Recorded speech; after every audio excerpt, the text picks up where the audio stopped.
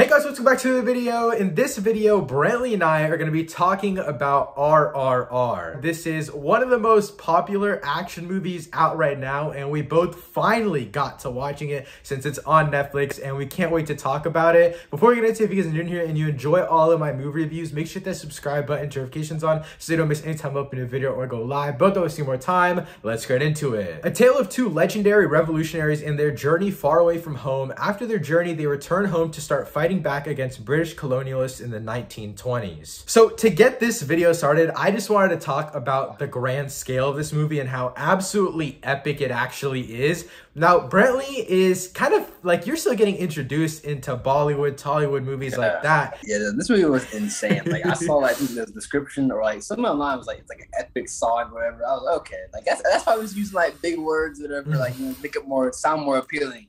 I watched it like, no, this really is insane. Like how like the scope and like the scale of it is just ridiculous. Like I can like last movie I watched it, like I felt like this like big. Like it's, you know, it's insane how grand the movie feels. Yeah, and it's like, and I'm 99% sure, we talked about this yesterday, I'm 99% sure this is the most expensive Indian movie ever made, and it definitely feels like that. I think the biggest thing we have to talk about here is just the characters, because it's like, okay, we got to talk about the introduction. Like, the introduction to this movie is crazy. Like, the fire and then the water and then how they come together. That's just so cool. I mean, I really like how the movie sets them up. You kind of see Raju's his kind of origin, like how he kind of, well, not his origin, like how he starts at being an officer and whatnot. We kind of go back for him. Then with Beam, you know, we kind of just see like basically they're two like just different sides of the same coin, basically like the same person almost, but like just kind of just took different paths. Yeah. And they kind of trying to go for the same goal. So I thought that's always kind of interesting. I kind of like characters like that because kind of same like Professor X, like Magneto, or whatever. Yeah. Like, same goal, but like two different kind of paths, and like they kind of have a misunderstanding, but in the end, they both kind of understand each other. So I thought that was really like kind of interesting. So and I thought the way they connected the stories is also really, really cool. Like, I mean, I knew right away, like, okay, Beam is on one side of the bridge, Raju's on the other side of the bridge. They're both gonna save this kid. But dude, when they like lock arms and it goes to the logo, like it's just like, and then after that, it moves so quickly. Like, they got me invested in that relationship so fast and literally through a montage. Like, I was not expecting that at all. And the storytelling in general in this movie is really good. When I saw the montage at first, I was like, no, like this is like so much development, like you're skipping. Yeah. And then after the montage and stuff, it was like other like moments that built up like on their like relationships. Really, it wasn't like just skimming over all that like development. It was kind of just, you know, just kind of, I mean, they can't hit everything, but it still kind of showed you afterwards, like kind of what 2 or 3 scenes. You have like the party scene, you know, like some other moments after that too, that kind of shows like their friendship kind of growing even more. So I feel like the movie balanced out really well and used the montage well, kind of to show more of a passing of time, not really just like their full development of their friendship. So I like that a lot. Yeah, and I think that what made the development of their relationship so interesting was like how they made the audience think that each other knew that they were not on the same side. Because like at times we would think that Raju knew that Beam was the guy he was searching for, and then at times it felt like Beam knew that Raju was a police officer. And that was right before this absolutely insane palace sequence, which we'll get into talking about a little bit later, because I do think there's a little bit of a gripe there that people could have, like you talked about, like with the climax and how it feels like it really just peaked there. But I'm gonna be honest, bro, it did not feel like that to me at all, but we'll get to that later. I did want to talk about how this movie portrayed white people a lot, because I think it's very, very important to talk about it. I don't want to get too deep into the politics side of it, but I definitely felt like when like the British were on screen, I was really like, it was menacing. Like the way that they portrayed them was like, oh, they might like kill this dude. Like they might genuinely just like, they might end it all here and that's the movie. Like also you never know. Like I would say, okay, we talked about this episode 1 of The Boys. Spoilers for episode 1 of The Boys, by the way.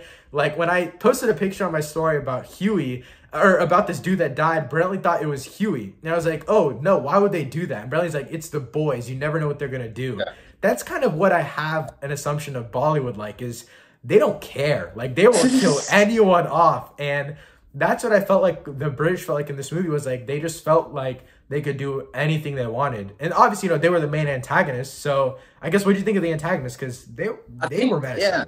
I think the way like the movie sets up the British, like the first scene just sets the tone. Like you just know these people, like they're brutal. They don't care about anything. So I feel like that first scene really just kind of set like the rest of the movie, I'm like, yeah, like you can't like, yeah, they're just evil. So it's like, Yeah. I felt like that first scene was insane. I was not expecting stuff like that, like taking the girl and then like Dude. killing the mom. I was like, this is ridiculous. This is insane. But yeah, I think that dude, they were portrayed like really just kind of well, kind of as the antagonistic force. They were like intimidating, menacing, whatnot. So I think the movie did a good job with that. Yeah, and I obviously know. Speaking of the British, like they capture Beam's sister, and that's kind of where we kind of peak right before the second half of this movie. And it's literally like an hour, 30 minutes in. Like it is the literal center of this film, which is that climax scene where Beam goes to the palace and all that kind of stuff. And that was a great scene in my opinion. But I will say, though it felt like a climax in terms of epicness, it didn't necessarily, the movie didn't peak there for me. It just kind of threw me off because I was watching it. I'm like, is the movie almost over? I paused it. I'm like, it's like an hour and 30 left. I'm like, what's gonna happen after this? Because he's already about to like go save her and whatnot. So at the time, I was like, yeah, this is like what is this? But no, I think the actual climax towards the end, like that's a much better like scene and like way better, and that's still just as crazy. But I would say the palace scene. The only thing about like the movie kind of like I knew the movie like early on like this is gonna be kind of over the top, which I did like. So you kind of knew early on like what to expect. I just like even like the palace and all the animals. I just feel like that was a little too like far fetched. Even like for like the movie's like own like rules it's set up early on. I'm like this is a little bit too far. Like I understand like they're both like kind of superhumans or whatever, like Beam and like Raju, but like the animals and like I was like this is a lot. But outside of that, I thought the movie regarding action and like the rules and stuff kind of worked and it made sense. It was an over the top movie, but like. You kind of expected that from like the first scene. I will say, obviously, it is a very basic story, but I like how it's like two stories in one. Like it's the first save his sister, and then it's the Raj and Beam team up type of thing to beat the British. And when Beam has that like realization of like, oh my God, like I just saw Raju get captured by the British on purpose, and he was trying to save like our people. Like that was absolutely insane. And that's why I like the second half of this movie so much. I do think the first half is better still. But I think the only reason I think that is because it was such a wow factor. Like that opening scene and then where Raju like goes through the crowd of people and gets the one dude and singles him out. Like that fight scene is insanity. Like when he's inside of the tunnel of people and he's like beating them all and like throwing them all out. I don't think there's much else to say because I don't want to get too deep into spoilers because...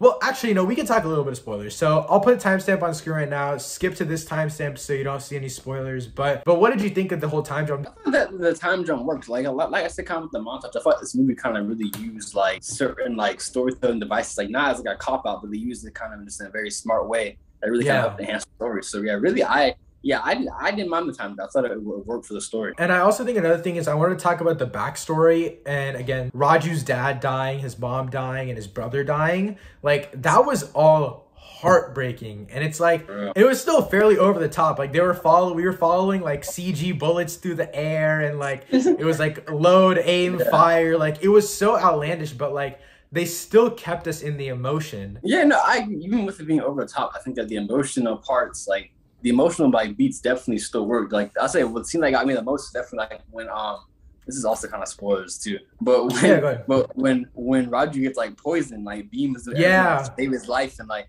I'm like, dang, you cannot turn on this guy after you like literally did all this for you, like literally saved your life. So it's like I'm not gonna like cry over these characters, and I didn't cry over these characters, but I still felt way more emotionally attached than I ever expected to. So. I really just, I love the way they played emotion. And another thing I wanted to talk about was the score and the music in this movie. Now, I know Brantley doesn't have like a specific song that was his favorite, but my favorite song was definitely the one that they played at that ballroom dance thing. And just the way they use the drums in the beginning of that scene, dude, it is so sick. Yeah, I would agree. I think this movie corporate is different because like I've seen like past like musical stuff like that where I feel like there's like a song coming on or something like that. You kind of get like an idea of like, oh, they're about to go into a song here. This movie kind of is like natural, and actually the songs like, I mean, not saying that other musicals like don't, but like the songs like really did like have like important like kind of story elements in them and whatnot. Like one after like the bridge scene, like that whole song right there during like the little montage, like that was saying like, oh, one of them's gonna have to betray each other, da da da. So like it really does kind of help, like again, like just enhance the story. I feel like this movie just did like everything that happened. I feel like it had like a purpose. Like it wasn't just for like wow factor or whatnot. Even, I mean, some of the action, but like everything else, it sort of felt like it had like an intentional like reason for being there. Like you said, every single part of this movie plays a factor into making it more emotional, and that's what honestly I can just respect the hell out of it for.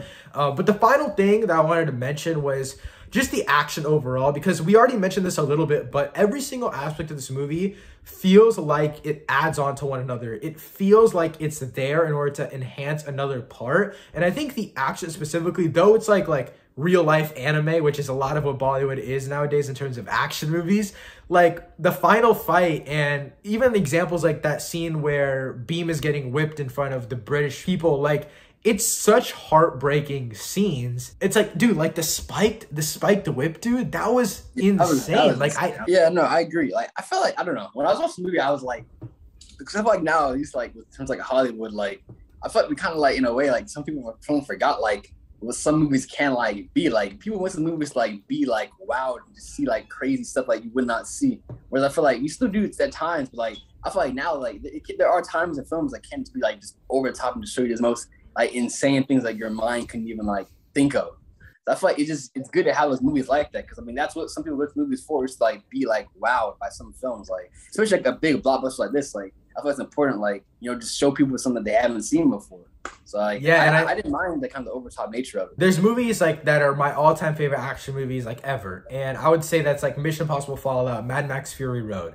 They have very simple stories and phenomenal action, but it's still like, to an extent, it's still believable action. Like Mad Max Fury Road is just a huge car chase. At its core, that palace fight scene, it's still just it's literally just tigers jumping at each other, bro. Like, I felt like this movie overall was just a culmination of everything that I'd ever want in a movie. Like, it had me emotional, it had my jaw on the ground, and it just had me hype as hell for these characters. Overall, I'm gonna give my score right here, bro. Overall, this is a 5 out of 5, 10 out of 10 stars for me. Like, this is that movie. Nitpicking, I could say maybe cut off 5 minutes. I would say for me, I mean, I have it at like a 9 out of 10. I think it's close. I just keep like that 10 out of 10 for some reason. Yeah. I don't know. I want to say I'll rewatch it. I probably won't rewatch the whole thing. I will never rewatch this movie in my life. It's 3 hours, bro. It was a great experience. Like, I just feel like, and I feel like it honestly just showed, like, even like now, like, again, I don't want to have this whole movie just comparing us like compared to like Hollywood, but like, yeah, I think it shows even like now, like a lot of Hollywood was like the stories are like simple and whatnot, but if you have like other things that just elevate it, you can still be great even with this like, simple like narrative, like not so it's like I just feel like if people would kind of just realize that, like, maybe just put more effort into other aspects of the movies, we can still have great like blockbusters in like America, just focus on like other things. If the story isn't the strongest, I mean, other things can still kind of help and like carry it. The fact that it did so much for me, I have to give it a 10. Like, it's literally perfect. Like, and I wouldn't consider chopping off 5 minutes of this movie, making it a 9 out of 10 for me personally. I just absolutely love this movie. Any final thoughts, Brantley? Yeah, I don't know. It's been a while since I've been like wowed like this. I would say wowed I didn't expect it. Like, okay, for example, like movie earlier this year, like the Batman, right? Like I was wowed in the Batman, but like I kind of expected it to be like wowed. Like, yeah. Like this, I didn't see a trailer. I didn't see anything. Like I didn't know what I was about to get into. So it was very unexpected. So it was really just a crazy experience and like a very pleasant surprise. So yeah, I love this movie. But yeah, guys, that's basically it for this video. If you guys want to check out all of Brantley's socials, they'll be linked in the description down below. Thank you so much for watching. Let us know what you thought of RRR in the comments down below. Thank you so much for watching. I'll see you next time. Peace.